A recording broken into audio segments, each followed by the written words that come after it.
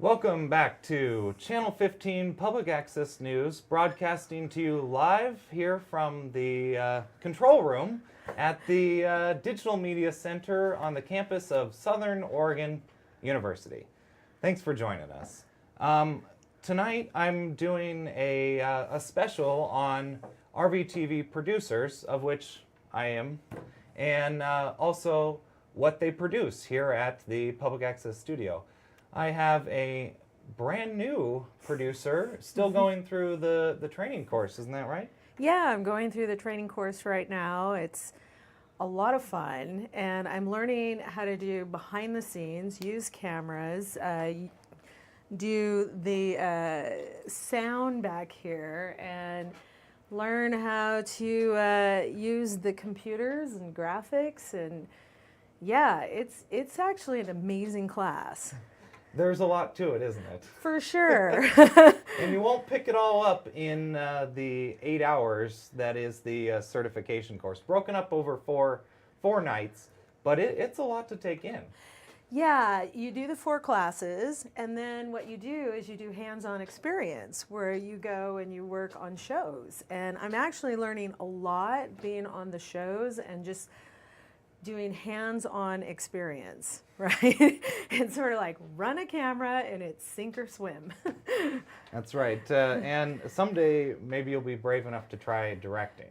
That one took me quite a while, and I gotta say, once you actually get your fingers on the buttons and the pressure is on, you realize just why people get paid so much to do this in the professional setting. Yeah, for sure. I mean, we were playing around with the TriCaster board the other day, and I was like, wow. And it's actually not a complicated board, probably like they have in Hollywood or like on news stations, but still, it's not like super hard. I think it's just a matter of getting to know the equipment and being around it and seeing how you just kind of go from shot to shot, from camera to camera.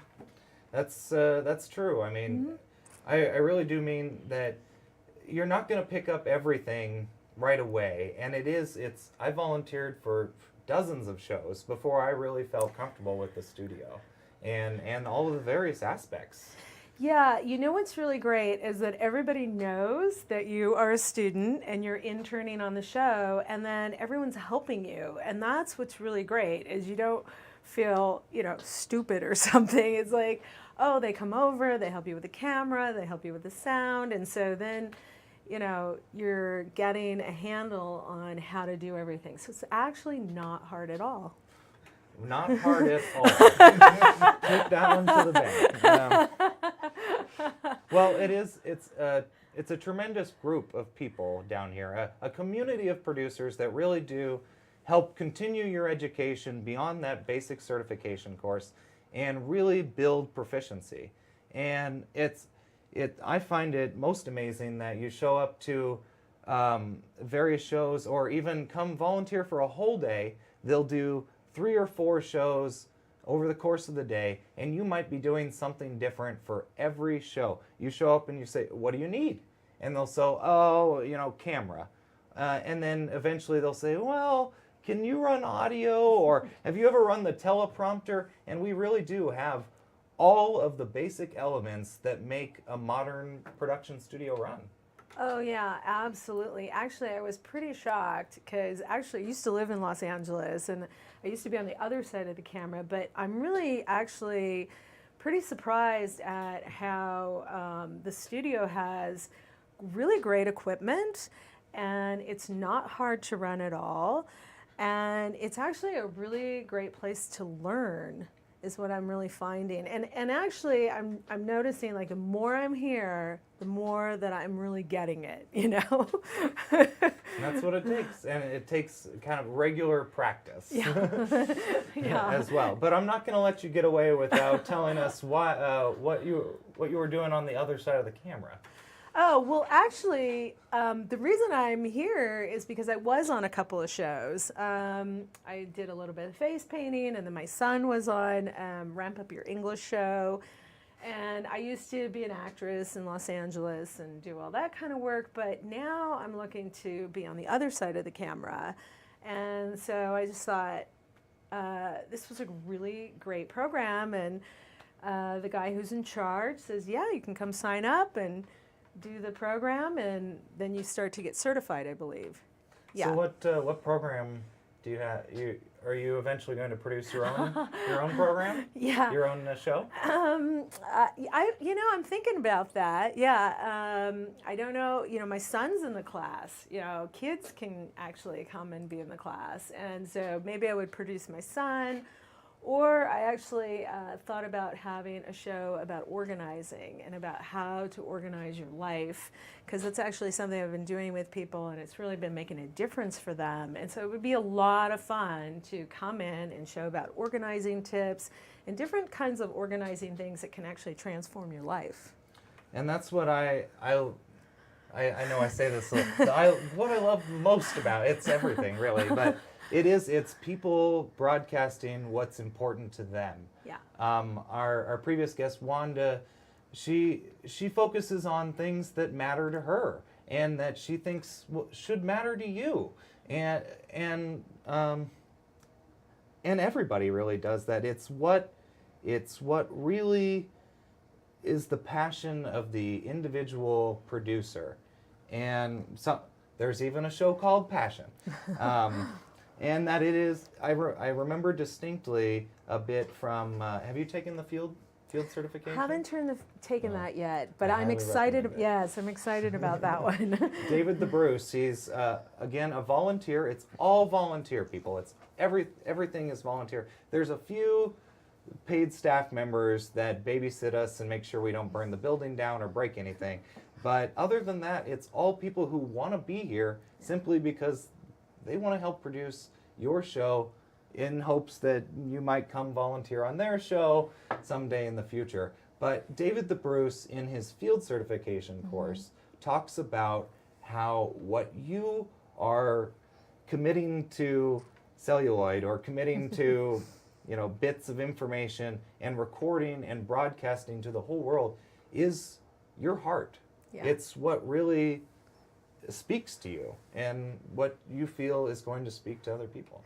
Yeah, I've actually noticed that working on a lot of the different shows, that this is just really someone's expression, and that it's actually, this is such a great forum to put it out there.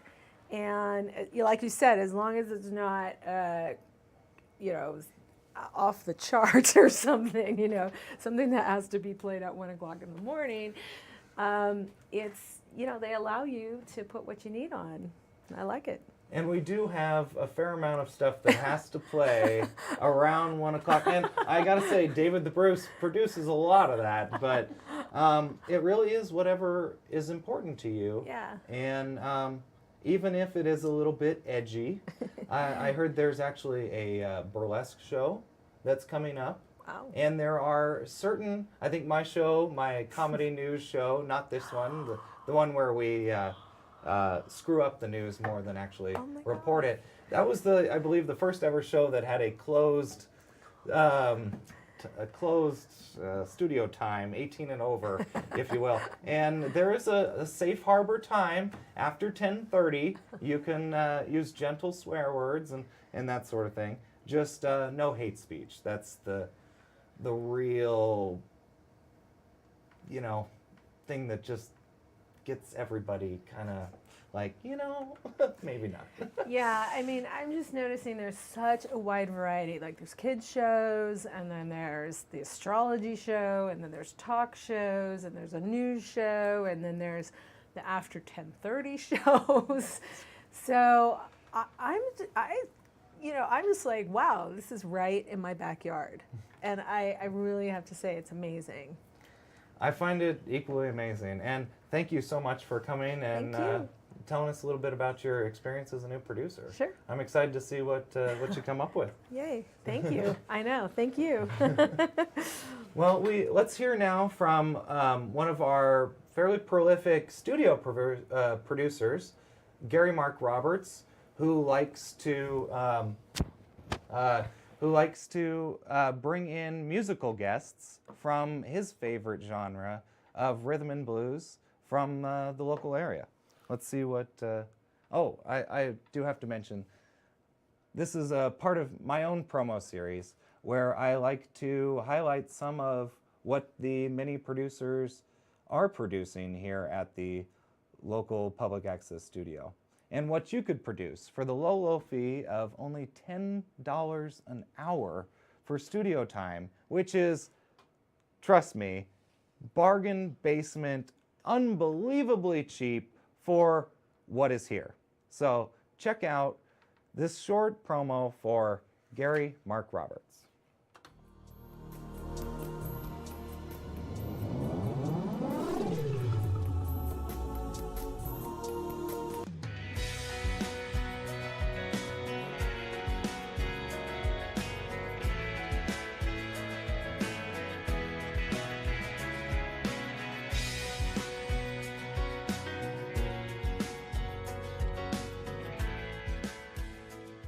Music. I love all kinds of music.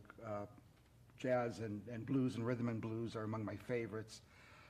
So this is an opportunity for me to bring some of the music that I hear and that I know of to the general audience in the Valley here through public television. And also, doing the video is very interesting for me because traditionally I've been a visual artist for many years, coming mainly from photography.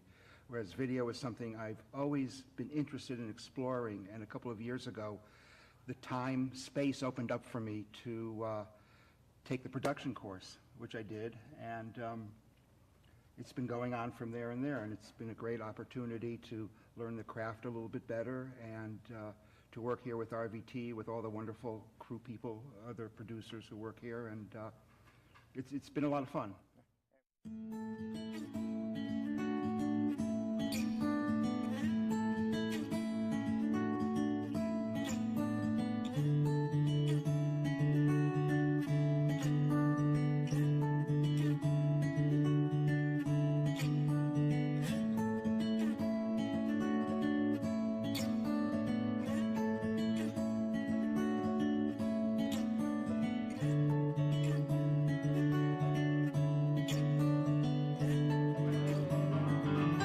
Big mouth weather.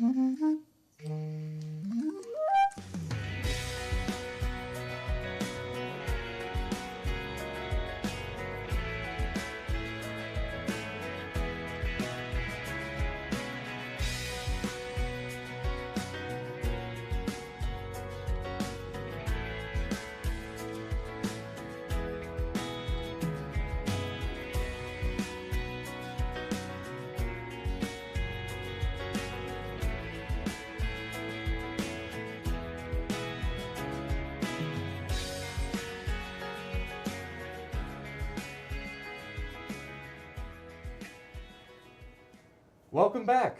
I have to say, Gary is a heck of a nice guy and quite the producer. He brings in some very talented acts and has a very good show called Anything Goes. You saw a small snippet of that, and it's not always the same thing.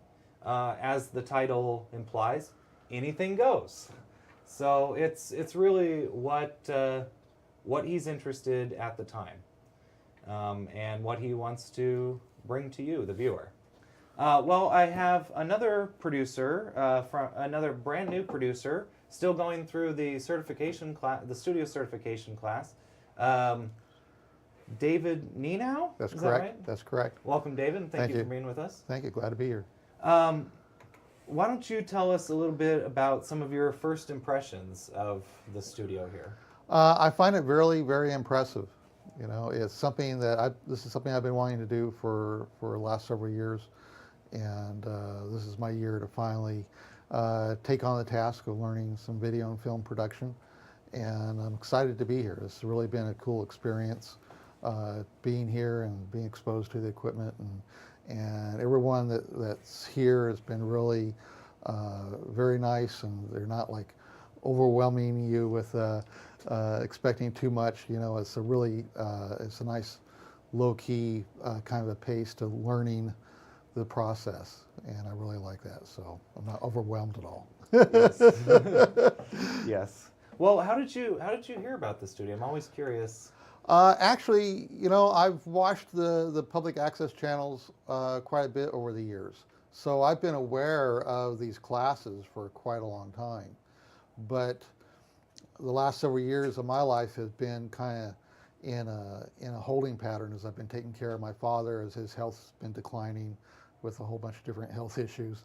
So it's something I've been always wanting to learn.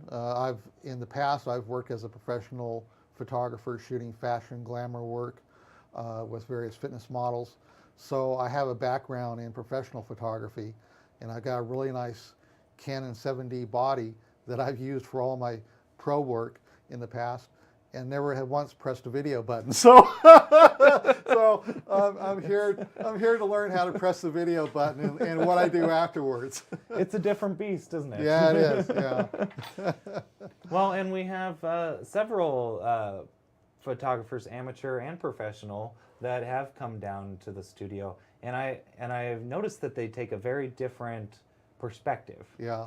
And a lot more visual training, Yeah, and that's right. it does, I think, make move into video easier. Yeah, yeah. I think it's, you know, it's a natural transition for a lot of photographers, and has been for the last 10 plus years as digital has overtaken film in the photography end of things. But I'm like probably the late photographer to make the transition to video, you know. And that's kind of been forced on me because of my own family circumstances with taking care of my father. So, you know, this is, like I say, this is my year to break out, kind of re-jumpstart my life, and this is part of that process. And I'm really excited with what I'm learning and what the prospects can be as I, you know, kind of learn to master the, you know, everything that can be learned here. Well, we appreciate the input and always different perspectives. Yeah. And I find it very admirable that you're taking care of your ailing father. Oh, well, thank you. Somebody's got to do it. Yeah, that's right. So, you know, it's family is everything. So, you know, if you don't have if you can't support your own family, what are you doing? You know, so yeah, but I'm glad to be here and learning the process and really excited at what can be learned and what I'm going to be able to produce down the road as I, you know, get a handle on everything. Well, I look forward to seeing what comes out of your gentle soul. Do you have any specific projects? I have some ideas around photography itself, instructional kinds of photography, kinds of shorts, and I've got some ideas around pool playing, as I've been a long time pool player, and so I've got some documentary ideas that are related along those lines that I want to pursue. So Very cool. So it's kind of like how to beat a pro, or what is it? How to hustle a pro, or well, just you know, basic pool instruction? well, there can be some instructional kinds of stuff, but I've also got ideas around documenting the work of professional custom cue makers is an idea I have. Nice. So there's some amazing people that make really high-end custom pool cues, some of which I also own and play with. We're talking like pool cues that are like, you know, $2,000, $3,000, $5,000 or more that are made and by some really fantastic artisans that make these cues. Well, tell us what sets apart a cheap pool hall cue from your higher end professional one. Well, it's the quality of the materials, the quality of construction time spent. There's a wide variety of ways in which all the materials that go into a cue can affect the kind of hit and feel that you get through that cue. So everything starting with the type of tip all the way down to the end of the cue, how things are put together, the tapering on the shaft, the quality of the woods used in the butt section, the type of joint design. I mean, everything goes together in a certain way to give you a certain kind of playability on the cube. I gotta say, as a woodworker, you got me hooked. Yeah. Now I really want to see. Yeah, When do you think you'll be producing your first show?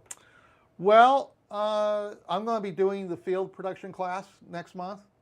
So I've got someone in mind that I'm going to talk to about doing a short documentary on his work as a cube maker.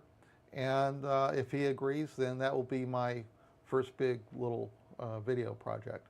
Are you thinking of rolling some of your field footage into a studio production? Maybe, yeah, might be a possibility of that, yeah. Okay. I'd be interested. I would be interested in maybe helping direct that. Okay, show. cool, all right, thank you. I currently have an idea putting around in my own brain for a crafting show. Oh, yeah. That focuses more on artisans. Mm-hmm. I might be the first one. As a woodworker and part-time logger, and Yeah. and I have my own sawmill. Yeah, well, you know, I know there's some really great artisans in woodworking here in the valley, beyond the cube maker that I know, and you know, boy, this area is just fully loaded with a wide variety of great artists, you know, in jewelry making and everything else that you can think of, and you know, the Lithia Artisans thing that they do on the weekends. Mm-hmm. I mean, you know, there's so many people right there you can talk to for future shows. You know? It's amazing. It is. It's absolutely amazing. I think before I moved to Ashland, I had never met a blacksmith, and now I know 3. Yeah, right. And some sausage makers, and Yeah. some Yeah. It's amazing. And it's not that hard to find interesting people to interview for the studio shows I've seen. That's right. Because you can't walk down the street without tripping over somebody just amazingly creative in this town. Yeah, that's the spirit of Ashland. You know? Indeed. Yeah. Well, thank you, and it was a pleasure talking to you. Yeah, I thank you. really hope to see you producing some stuff here in the future. Well, I'm looking forward to producing some neat stuff. So, yeah, I'm looking forward to what the future holds for me as I learn everything here. And it's an amazing opportunity for you too as well. If you'd like to come down and sign up for classes, it's pretty simple. They're scheduling. You're going to have to probably wait a few, and then remind me how long the certification course takes. Well, I think it's like four individual days as well, and I think there's a period of time for going out and producing your stuff. Is my understanding on the schedule right now, but so something like 6 weeks. Yeah. I think. Yeah, you could be producing your own series within 6 weeks for as little as $10 an hour for this state-of-the-art studio. Trust me, you will not believe when you actually come down. Well, thank you again. yeah, glad to be here. And we're going to hear a little bit from another producer. Here, let's see, who do we have? I've got a whole tray of them. It's just, pick your poison, really. It's I've got Dialogues with Dad. Now, there's a great series produced by Rick Burns, one of our younger producers, also a prolific field producer, and has done several studio productions where he retells many of the life stories of his father. Why don't we take a look?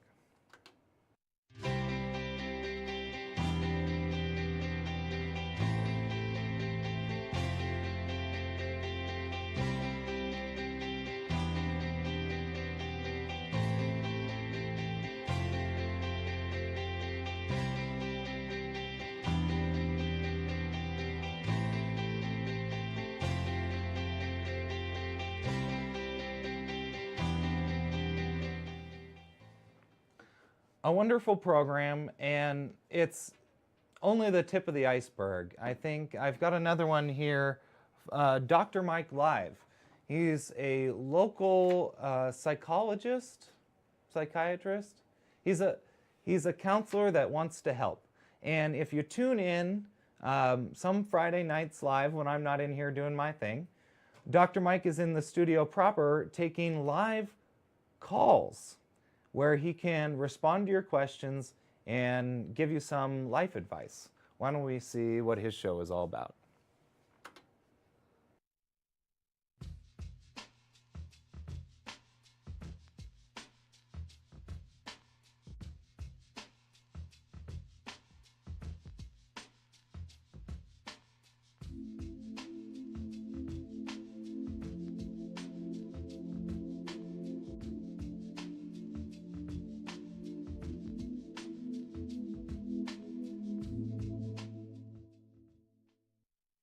Another amazing program, and I'd just like to give a small plug for a co-project, I suppose.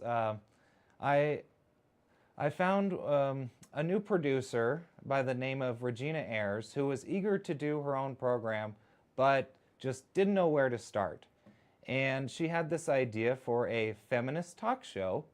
And there are many successful women in our area whose stories have not been told, as well as her co-producer, Carol Voisin, who was in the beginning on the city council and then ran for mayor. While she wasn't successful, they continue to bring to light many of the women and the things that they've struggled to bring attention to in the valley. So here's a short promo for Regina's show, Girl Talk.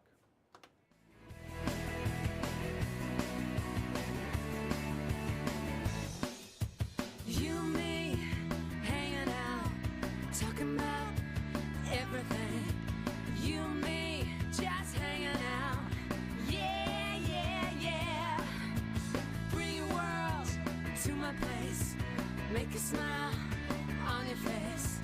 Bring your friends to my house. Yeah, yeah, yeah. Here we go. Here we go. Everybody come together. Here we go. Yeah. Well, thank you for joining us this evening. This has been Channel 15, Public Access News, here live from the control room of the Digital Media Center on the campus of Southern Oregon University. That's a bit of a mouthful. I'm not even going to try and describe to you what channels we're on because they've got to spread it across so many different ones depending on your cable provider. But please check us out on archive.org, search for RVTV, and enjoy the plethora of programs that are available to you. And once again, thanks for watching.